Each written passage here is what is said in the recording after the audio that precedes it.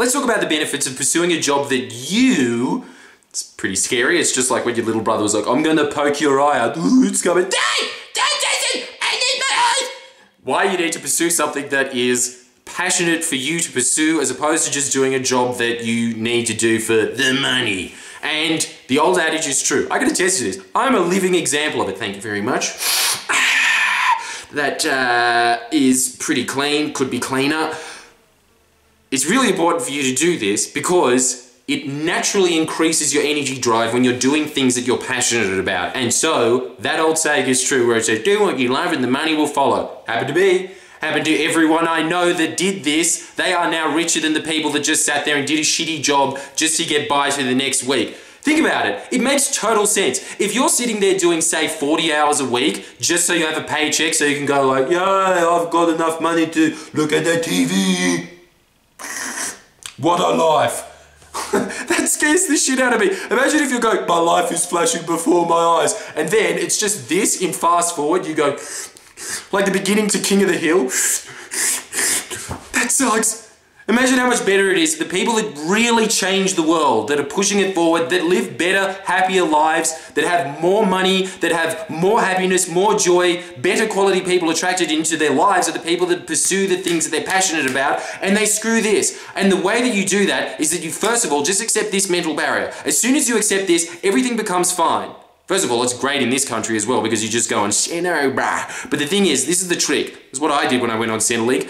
You use Centrelink as a thing, you rewire it in your mind. It's not, I don't have a job, I need to find one. It's, the government is paying me a research grant to get good at what I'm doing currently. Just think about it as extended Oz study. And the way that you just have to accept that if you're going to do something that you're passionate about in life, you're probably going to be broke for years and years and years and years, and it'll seem like you're never going to get richer. But if you just keep reading the biographies of people, self-help, all these kind of books that are giving you ideas and examples of people in life that pursued the things that they're passionate about, it's the same story over and over again. They were basically homeless, and then all of a sudden they got really good at a niche skill, so indispensable. And economists always say, actually, they always say this, that if you are the best in your field, you're recession-proof. Not only that, the market will pay you a lot because the market rewards excellence. It's one of the greatest things about capitalism. There's a lot of bad things about it, such as the fact that it's destroyed the Earth's atmosphere, but I'm just going to be able to afford a bubble and live inside that. I bet you that's what the richest people in the world think as well. Just, no, the atmosphere doesn't affect me because I'm just going to be like Sandy the Squirrel in SpongeBob SquarePants. That's such a shit life as well, just sitting on one of those little hamster wheels that's built for humans. This is better than going on a run around a mountain. So, remember that if you do that, that if you're able to get to a point in your life where you're passionate about something, the rewards are infinite, they keep expanding. Now, as opposed to that, if you don't do something that you're passionate about, what happens is that your life gets progressively worse. I can guarantee you that your health will be worse because you'll think, what's the point in exercising? What's the point in having a good diet? Everything just becomes about getting through the next day. There's this really good example that people in self-help are always using, which is called coping versus thriving. Getting a job that just gives you money is about coping. Just, what do I need to continue surviving? You become one of those gross little things like a barnacle in the Arctic or something that's just, it's adapted. Instead of moving to a warmer climate where it could have had a much happier life, it just decided to get antifreeze in its blood and sit there on a shitty rock while seagulls are going, yeah, yeah, for the rest of its life. That's you when you're coping, as opposed to something that's thriving, which, I don't know, the first thing that popped in my head was a gorilla just sitting there going, yeah, yeah, so many plants, so little time. You want to be able to do that.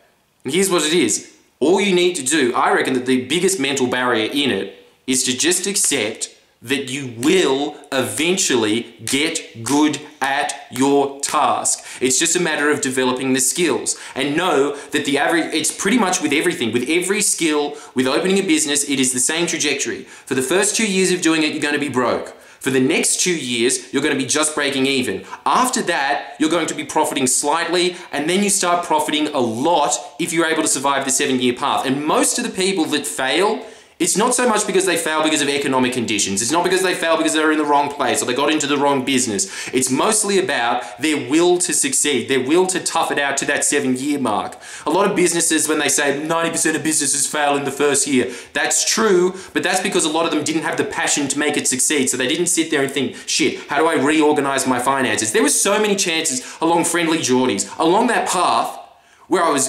flat broke, where my staff, I didn't know how I was going to pay them. I just stuck it through. I just stuck it through and said, guys, can I just owe you money for the next couple of months? And they said, yeah. And you know why? Because they were passionate about the enterprise as well. Because we were thinking about something bigger than ourselves. Because we were actually thinking about, we want to change the direction of this country. We stuck through the hard times together as a team. And to this day, no Christmas parties, it costs too much. But I love those guys. And you know what happened as well? The people that weren't passionate about it dropped like flies along the way. And that's fine. That's better for everybody. If you are not passionate about something, get out of it. There's this really, really simple line that Tim Ferriss has. It's great. It's one of the only things that I do like about him. Everything else I find is just this kind of, I figured out how to live the perfect life and ditch pretty shit, frankly. He just doesn't seem to drive me as it doesn't capture me, that guy. But a lot of people do love him. A lot of much more intelligent people than me do like him. I usually like the guy that's just like, you want this suit? Yeah! I don't have a suit! I want it! Yeah, you want this gold watch? Yes! Give me the gold watch! I like those guys more. But he has this great line. Props to him. He's doing great in life, as if he cares. Imagine if he watched this and went, I'm giving up. But he has this is his line. If it's not a hell yes, it's a no. That is the best way to live life. And that's what you should be doing. If you don't like your job right now, drop it. If you don't know what you're going to do, maybe you should write up a list, but then drop it. Drop it as quickly as possible.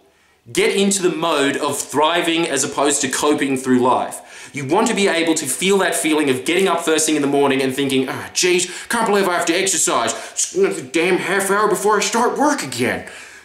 That's the best way to live. That you just work until you go to sleep and then you get up and you keep working. Obviously, you're going to do better than somebody who sits there and just gets through their little shitty 8 hours trying to get as little as possible done in a day. Obviously. So if you're one of those people, this is what you need to rewire in your brain. What do you like? It doesn't matter what you're passionate about. You just pursue what you like until you click into something that you're passionate about.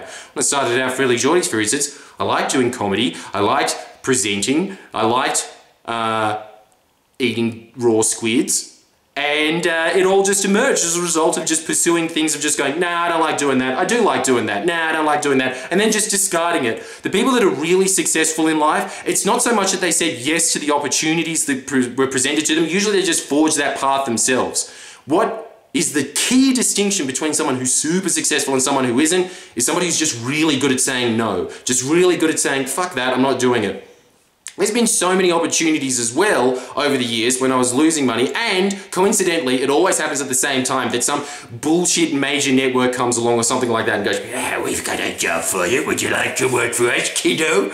Some, you know, SBS, ABC, one of these pieces of shit organizations, and I stand by that. I feel really bad about the fact that I did a video years ago going, they're not biased at all. I've gotten way more sophisticated understanding of, yeah, okay, they're not biased, in that when they report something, it's even-handed. But that's like saying when CNN puts somebody up against a climate denier, like a climate scientist against a climate denier, going, well, we gave it both sides of the argument. Yeah, but one of them's clearly fucking right. This is what the ABC does all the time because they're shit scared of losing their money. I mean, shit scared of losing their job and funding at the top. And so they just report shit all the time. There is no passion in the ABC. Just look at their lineup. Everyone on the ABC talks like this because they're shit scared of losing their fucking job. They have no passion in life. It is disgusting, and how they're just constantly reporting on shit like, well, the world's smallest railway line went underway today, and it was mostly comprising of guinea pigs because it was too small for human beings to sit in there. If you're a human being, you kind of look like Godzilla in it. It's really terrifying. The passengers were really scared because they needed some human beings to operate it, and so it was a total failure. Who cares about that story? Talk about interesting things. Talk about things that actually matter. But the ABC won't do it. SBS won't fucking do it. No major network in this country will talk about the things that I talk about. And I don't even talk about that crazy shit. I just talk about, hey, how about we not defund our schools and hospitals so we give that money to fucking banks? You never hear that shit in the mainstream media. You just hear all of these disgusting leeches that got their jobs through family connections. They didn't even fucking earn them. And then they turn around to people like me when I've just been grinding it out for fucking 5 years or something like that. And then they come along and go, yeah, you're good enough to join us. Fuck you, you're not good enough for me. This is a great position in life to be in.